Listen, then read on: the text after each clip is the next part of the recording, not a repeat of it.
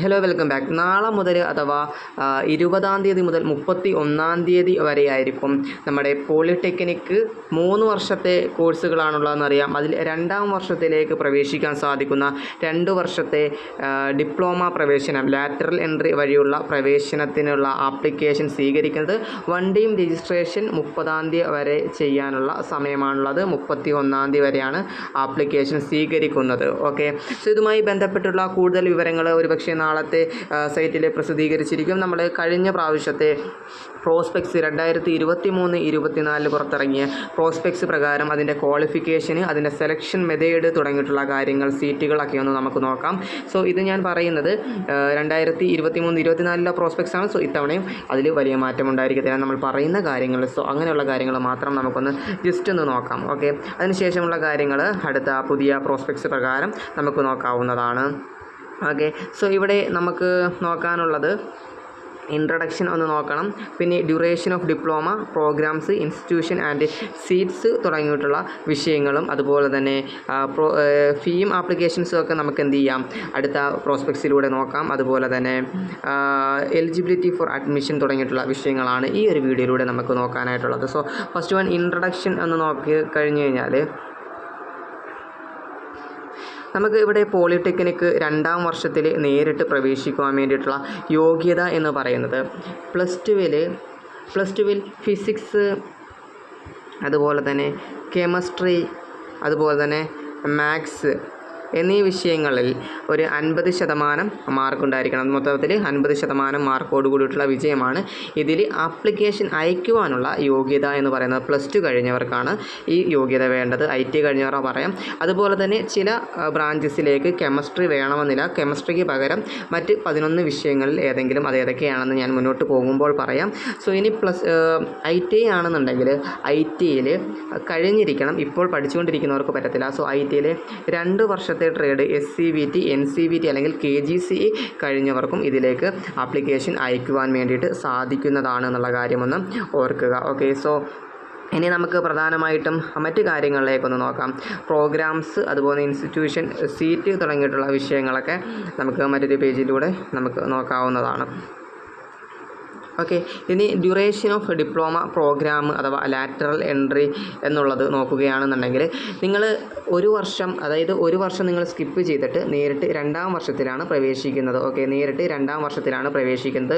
So അതായത് 2 semester നിങ്ങൾ skip ചെയ്യുന്നു, 3-ാമത്തെ സെമസ്റ്ററിലേക്കാണ് നിങ്ങൾ കയറുന്നത്. ഓക്കെ, മൊത്തം 6 സെമസ്റ്ററുകളാണുള്ളത്, 3 വർഷം. അതിൽ 2 സെമസ്റ്റർ സ്കിപ്പ് ചെയ്തിട്ട് 3-ാമത്തെ സെമസ്റ്ററിലേക്കാണ് നിങ്ങൾ കയറുന്നത്. സോ അതുകൊണ്ട് തന്നെ 3-ാമത്തെ സെമസ്റ്ററിൽ നിങ്ങൾ കയറുന്നത് കൊണ്ട് തന്നെ 1-ാം വർഷം നിങ്ങൾക്ക് മിസ്സായിട്ടുണ്ട്. സോ പ്ലസ് ടുവും അതുപോലെ തന്നെ VHSCയും കഴിഞ്ഞവരാണ് നിങ്ങൾ എന്നുണ്ടെങ്കിൽ നിങ്ങൾക്ക് 1-ാം വർഷത്തിൽ സ്കിപ്പ് ചെയ്തുകൊണ്ട് തന്നെ നിങ്ങൾ എന്ത് ചെയ്യേണ്ടി വരും, അവിടെ 1-ാം വർഷത്തിൽ നിങ്ങൾ അവിടെ എന്തൊക്കെ പഠിക്കേണ്ടി വരും?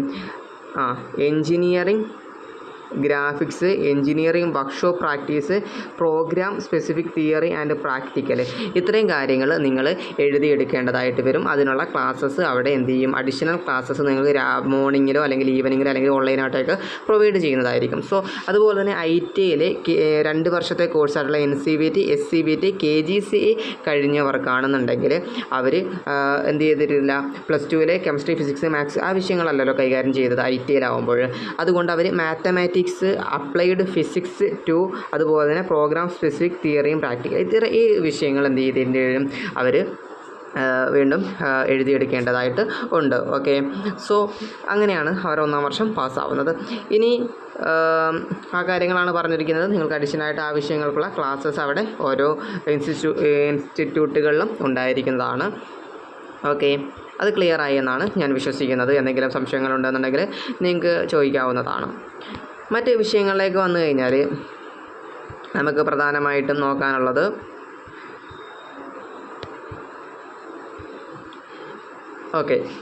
ഇവിടെ പ്ലസ് 2 സയൻസ് കഴിഞ്ഞവർക്ക് ഇവിടെ പ്രോഗ്രാമിൻ്റെ ബ്രാഞ്ചസ്, വ്യത്യസ്ത ഡിപ്ലോമ ബ്രാഞ്ച് പ്രോഗ്രാമിൻ്റെ ഷോർട്ട് കോഡുകളാണ്. സോ ഇതിലേക്ക് അഡ്മിഷൻ എടുക്കാൻ വേണ്ടിയിട്ട് നമുക്ക് +2 ലെവലിൽ ഫിസിക്സ്, കെമിസ്ട്രി, മാത്സ് എന്നിവ പാസ്സായിട്ടുണ്ടായിരിക്കണം.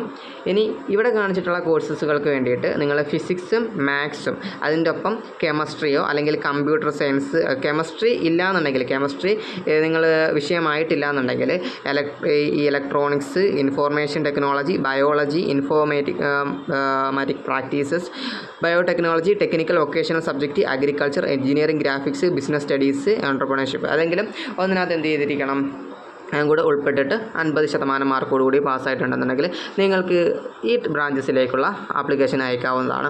അപ്പം ഇതിൻ്റെ സെലക്ഷൻ പ്രോസസ്സ് എന്ന് പറയുന്നത് ഇപ്പം അത് അവിടെ വന്നിട്ടുള്ള ആപ്ലിക്കേഷനിൽ കൂടുതൽ മാർക്ക് ആർക്കാണോ ആ ഒരു രീതിയിലൊക്കെ ആയിരിക്കും. ഓക്കെ, സോ നോക്കുകയാണെന്നുണ്ടെങ്കിൽ നമ്മളിപ്പം ഒരു ഉദാഹരണം പറയുകയാണെന്നുണ്ടെങ്കിൽ ഇവിടെ ME എന്ന് പറയുന്ന മാച്ച് മെക്കാനിക്കൽ എഞ്ചിനീയറിംഗ്, ഇവിടെ മെക്കാനിക്കൽ എഞ്ചിനീയറിംഗ്. സോ ഒരു മെക്കാനിക്കൽ എഞ്ചിനീയറിംഗിൽ ആ ഒരു കോളേജിൽ ടോട്ടൽ 60 സീറ്റ് ഉണ്ട് എന്ന് കരുതുക. 60 സീറ്റ്. ഈ 60 സീറ്റിൽ ഒരു 10% ലാറ്ററൽ എൻട്രിക്ക് വേണ്ടിയിട്ട് നീക്കി വെച്ചിട്ടുണ്ട്. 60ൻ്റെ 10% എന്ന് പറയുന്നത് 6 സീറ്റാണ്. ഈ 6 സീറ്റിൽ 50% എന്ന് പറയുന്നത് എന്തിനാണ്? ഈ +2 VHSCക്കും 50% IT, SCVT, NCVT, KGC കോഴ്സുകൾക്ക് വേണ്ടിയിട്ട് മാറ്റി വെച്ചിരിക്കുന്നു. അതായത് 3 സീറ്റ് +2 VHSC കഴിഞ്ഞവർക്കും 3 സീറ്റ് ഈ പറയുന്ന IT കഴിഞ്ഞവർക്കും വേണ്ടിയിട്ട് മാറ്റി വെച്ചിട്ടുണ്ട്. സോ അതുകൊണ്ട് തന്നെ ഏറ്റവും കൂടുതൽ മാർക്ക് സ്കോർ ചെയ്തവർക്കായിരിക്കും. സോ എങ്ങനെയാണ് അത് കാൽക്കുലേറ്റ് ചെയ്യുന്നതെന്നുകൂടി ഒന്ന് പറഞ്ഞുകൊണ്ട് ഈ ഒരു വീഡിയോ നമുക്ക് അവസാനിപ്പിക്കാമെന്ന് തോന്നുന്നു. ഓക്കെ, സോ നിങ്ങൾ സെലക്ഷൻ ഓഫ് കാൻഡിഡേറ്റ്സ് എങ്ങനെയാണ് നോക്കുകയാണെന്നുണ്ടെങ്കിൽ +2 അല്ലെങ്കിൽ ഈക്വലവൻ്റ് അല്ലെങ്കിൽ അതിന് തത്തുല്യമായത് VHSC കാൻഡിഡേറ്റ്സിനെ A+B+C+T എന്ന് പറയുന്ന മെത്തേഡിലാണ് ഇൻഡെക്സ് സ്കോർ കാൽക്കുലേറ്റ് ചെയ്യുന്നത്. ഇൻഡെക്സ് സ്കോർ കൂടുതലുള്ളവർക്കാണ് അഡ്മിഷൻ കിട്ടുന്നത്. A is the percentage of mark in physics. ഫിസിക്സിൻ്റെ മാർക്ക് ആദ്യം എടുക്കും. ഓക്കെ, പിന്നീട് B is the percentage of mark in maths. Okay, മാത്സിൻ്റെ മാർക്ക് എടുത്തു. Plus C is the percentage of mark chemistry. So chemistry അല്ലെങ്കിൽ നേരത്തെ നമ്മൾ പറഞ്ഞ ഏതെങ്കിലും വിഷയങ്ങളുടെ മാർക്ക് എടുക്കും.